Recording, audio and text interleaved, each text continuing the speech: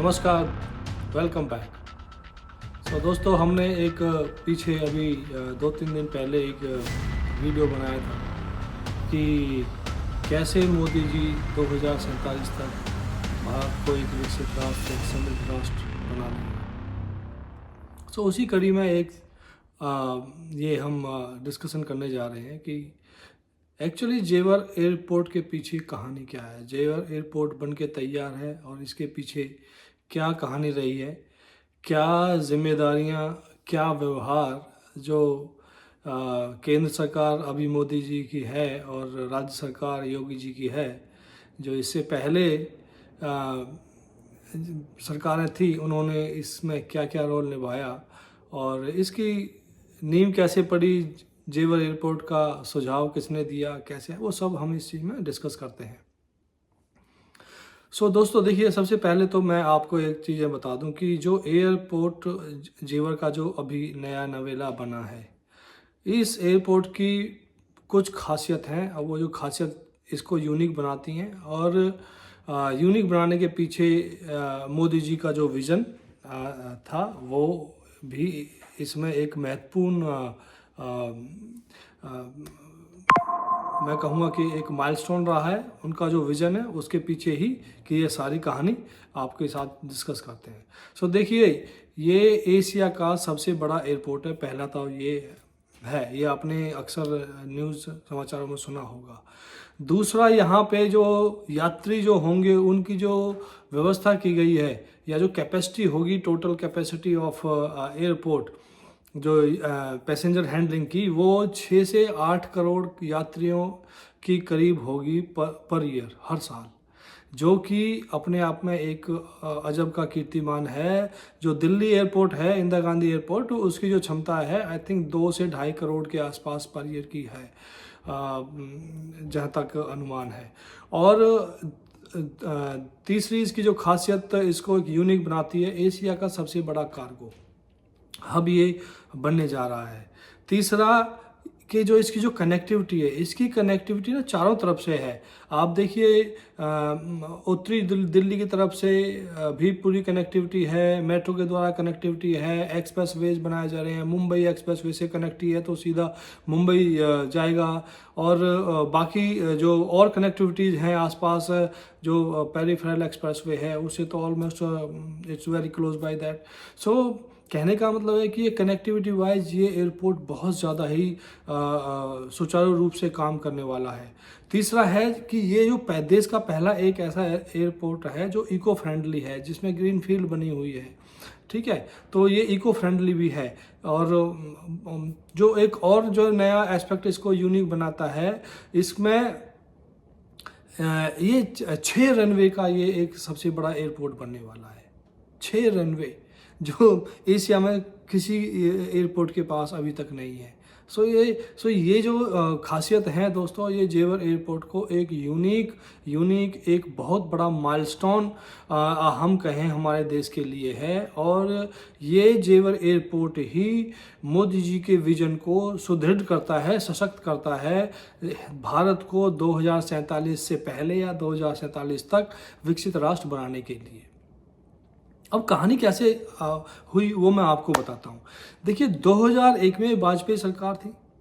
वाजपेयी सरकार के दौरान राजनाथ सिंह जी ने एक सुझाव दिया, सरकार को प्रस्ताव दिया कि एक एयरपोर्ट इस एरिया में, जेवर के या नोएडा एरिया में एक एयरपोर्ट बनना चाहिए, क्योंकि आगे चल के जो इंदिरा गांधी की कैपेसिटी है, इंदिरा गांधी एयरपोर्ट की जो कैपेसिटी है वो फुलफिल हो जाएगी। उसमें बहुत सारी दिक्कतें आएंगी, आई मीन लाइक ट्रैफिक बढ़ता जाएगा और वहाँ पे वो हैंडल नहीं कर सकेगा एयरपोर्ट को। या इसके पीछे और भी कुछ रीजन रहे होंगे कि जो पश्चिम उत्तर प्रदेश है और जो एनसीआर है, कि बाकी के जो एनसीआर जो तरक्की को लेके छूट गए हैं उनको कैसे साथ लेके जाएं। तो एक ये विजन भी रहा होगा सरकार का। तो उन्होंने ये प्रस्ताव रखा और ये प्रस्ताव रखने के बाद प्रस्ताव पास भी हुआ वाजपेयी सरकार जी की तरफ से कि ठीक है, इस पे हम विचार करते हैं, इस पे काम शुरू हो गया। काम शुरू हो गया। इधर से 2004 में यूपी सरकार बदल गई। यूपी सरकार में मुलायम सिंह यादव की सरकार आ गई, वो पार्टी में आ गए। अब जब वो पार्टी में आ गए तो उनको मालूम चला कि अच्छा, यहाँ पे तो प्लानिंग है भाई एयरपोर्ट की, ठीक है, तो ये तो मुनाफा कमाने वाले गिद्ध हैं, इन्होंने तो कभी देश के बारे में सोचा नहीं, इनको तो अपनी जेब में पॉकेटें भरनी है। और मैंने पीछे वाले वो वीडियो जो बनाया था उसमें कुछ लोगों ने कमेंट किया था कि यार तुम तो भक्त हो, ये हो और वो हो, और तो मैं उन लोगों को बता देना चाहता हूँ कि ये वीडियो बनाने का मेरा कारण ये है कि तुम लोगों को बताने के लिए कि तुम्हारे तुम जो टेढ़ी नाक और जो उससे पहले जो उनका बाप रहा है ना, उन्होंने जो क्या क्या कारनामे किए हैं वो सारे अभी मैं बताने वाला हूँ। और मैं बता दूंगा तो आपको दस्यु राज कौन था वो भी मैं बता सकता हूँ, ठीक है। जो चंबल का एक डकैत साइकिल चला के मुख्यमंत्री बन गया, पहलवान बन गया और मास्टर बन गया, तो उसकी भी कहानी तुमको पता होगी और रजिस्टर्ड है गवर्नमेंट के खाते में, FIR थाने में नाम से, डकैत के नाम से रजिस्टर्ड है, जाके देख लो। जितने भी अगर भक्त हैं वो टेढ़ी नाक के, ठीक है। सो एनीवे हम उस चीज़ में नहीं पढ़ना चाहते हैं, आगे वो चलते हैं।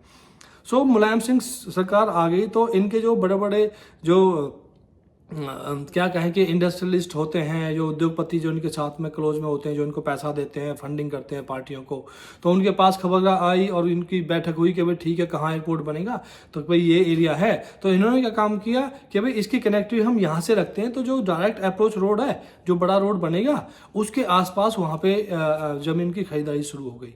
ज़मीन की खरीदारी शुरू हो गई तो लोगों ने ज़मीन खरीद ली। अब क्या हुआ कि 2007 और 2012 के बीच में मायावती जी की सरकार आ जाती है। अब मायावती सरकार आ जाती है तो अब इन्होंने सरकार का काम है कि भाई जो भी जो तरक्की के रास्ते खोलने हैं प्रदेश के लिए या शहर के लिए, उसको आगे बढ़ाया।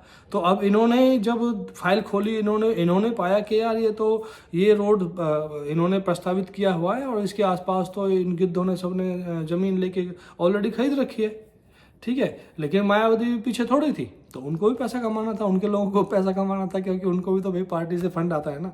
तो उन्होंने क्या काम किया, उस अप्रोच रोड को बदल दिया और अप्रोच रोड को बदल दिया तो फिर वहाँ पे खरीदारी शुरू हो गई उनके लोगों ने, तो वहाँ खरीद डाले, ठीक है।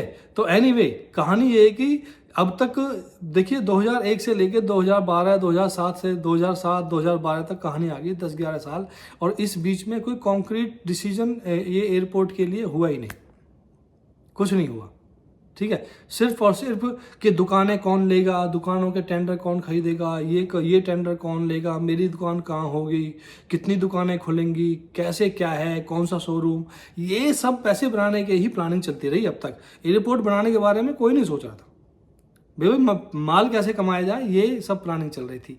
तो जब 2012 में अखिलेश यादव की सरकार आई, अखिलेश यादव की सरकार आई, तो ये भाई साहब ने वही, इन्होंने भी रोडे अटकाए कि नहीं, ये तो एक अभी एयरपोर्ट है दिल्ली में और इसके पास एक नया एयरपोर्ट खुलेगा, ये कैसे करेगा, काम कैसे होगा, ये सही नहीं है, पर्यावरण के रूप से सही नहीं है। तो मतलब बेतुके जो चीज़ें हैं वो सब चीज़ों को सामने लेके आए और डिस्कस करने लगे। एनीवे तब भी कुछ नहीं है। 2014 में जब मोदी जी आए केंद्र में, तो तब उन्होंने वहाँ से अपने विजन को आगे बढ़ाने का काम शुरू किया और उस पर ऑफिशियली काम करना शुरू कर दिया, ठीक है। जो प्लानिंग है, प्लानिंग का काम करने शुरू कर दिया। अब 2017 में इधर से यूपी में योगी जी की सरकार आ जाती है। अब होता है असली काम यहाँ से शुरू। जो मोदी जी का 2047 का विजन है, उसकी जो शुरुआत है अब यहाँ से शुरू होती है। सो देखिए, योगी और मोदी जी ने मिलके, केंद्र सरकार, राज्य सरकार ने मिलके इस एयरपोर्ट को बनाने के लिए एड़ी चोटी का जोर लगा दिया, पूरी अपनी शक्ति लगा दी, प्रशासन, पैसा, कोई कमी नहीं छोड़ी। और 2020 में इसको मंजूरी मिली और 2021 में मोदी जी ने इसका शिलान्यास किया। 2021 से लेके 2026 दोस्तों, 5 साल, खाली 5 साल में इतना बड़ा एशिया का सबसे बड़ा एयरपोर्ट बनाना, ये आप क्या खाला जी का घर समझते हो क्या, कि 2 कमरे बना दिए और एयरपोर्ट बन गया। ये एक बहुत बड़ा माइलस्टोन है। इसके लिए योगी जी को और मोदी जी को साधुवाद देना ही चाहिए।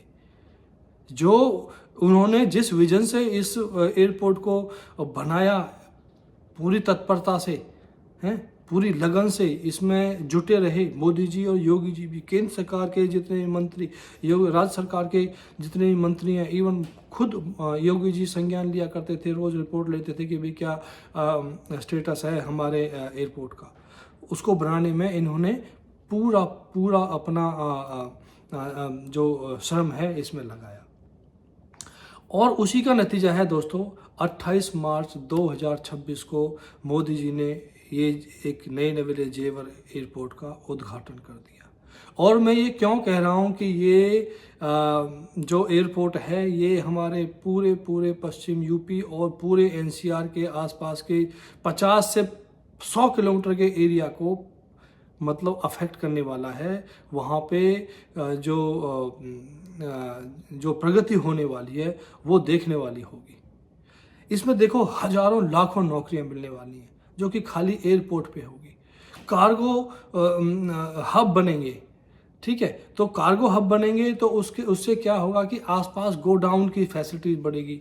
वहाँ पे कितने ही हजारों लाखों लोगों को नौकरी मिलेगी। कनेक्टिविटी बहुत अच्छी होने की वजह से बड़ी कंपनियाँ यहाँ पे खुल रही हैं। ऑलरेडी सेमी कंडक्टर्स और सैमसंग का बहुत बड़ा प्लांट लगाया हुआ है, जिसमें 25 से 30 हज़ार एम्प्लॉयज़ की कैपेसिटी का प्लांट सैमसंग ने यहाँ पे लगाया है। ठीक है, ये तो एक छोटे मैं आपको बता रहा हूँ जो मोटा मोटी है। जो बाकी जो प्रोजेक्ट चल रहे हैं, जो हम तुम लोग आसपास सोचते हैं यार कि घर कहाँ लिया जाए, या चलो एक नोएडा में एक प्लॉट ले लिया जाए, ठीक है, उससे जो इकोनॉमी को जो बूस्ट मिलेगा वो तो अलग ही है, अलग लेवल पे जाएगा। सो आप सोच के देखिए ये कितना बड़ा माइलस्टोन एक बनने वाला है। ठीक है, जब यहाँ पे जो अधिग्रहण हुआ उसमें भी बताते हैं कि उसमें भी पहले की सरकारों ने आनाकानी की कि भाई किसान कैसे अपनी ज़मीन देगा। मैं आपको बता दूं जो नोएडा एयरपोर्ट की जो ज़मीन अधिग्रहण हुई है किसानों की, इसमें योगी गवर्नमेंट ने अब तक का यूपी का सबसे बड़ा मुआवजा दिया है। सबसे बड़ा मुआवजा करीब 3 से 3.5 करोड़ का 1 एकड़, जो अब तक की सरकारों में किसी ने नहीं दिया।